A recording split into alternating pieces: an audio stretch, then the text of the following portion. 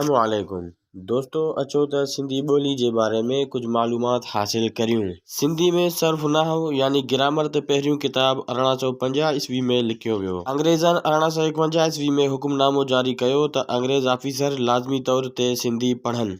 सिंध में सिंधी ॿोली 1852 ईस्वी में फारसी जे जाइ वरिती। सिंधी ॿोली जे हाणोकी रस्मुल ख़त 1853 ईस्वी खां आहे। सिंध में पहिरियों दर्सी किताब 1853 ईस्वी में लिखियो वियो। सिंधीअ में पहिरियों किस्सो 1854 ईस्वी सन में छपियो। सिंधीअ में मज़मून नवेसी जी शुरुआत 1860 ईस्वी में थी। सिंधीअ में कानून ते पहिरियों किताब 1853 ईस्वी में लिखियो वियो। सिंधीअ में पहिरियों नावल 1868 ईस्वी में छपियो। सिंध जो पहिरियों नक्शो 1870 ईस्वी में शाया थियो। डॉक्टर अर्नेस्ट ट्रंप 1872 ईस्वी में सिंधी ग्रामर लिखियो। सेमूर 1884 ईस्वी में सिंधी ग्रामर लिखियो। दीवान नारायण जगन्नाथ वसनाणी 1892 ईस्वी में सिंधी ग्रामर लिखियो। दीवान ॾियाराम वसोमल मीर चंदाणी 1904 ईस्वी में सिंधी ग्रामर लिखियो। सिंधीअ में आत्म कहाणी जी शुरुआत 1946 ईस्वी खां थी आहे। सिंधी अदब जो पहिरियों दौर सूमरनि जो दौर खां आहे।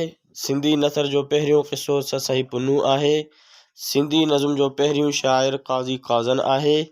सिंधी में तराइल जो पहिरियों शाइर नारायण श्याम आहे। सिंधीअ में ग़ज़ल ते पहिरियों किताब आख़ुंद गुल मोहम्मद जो आहे।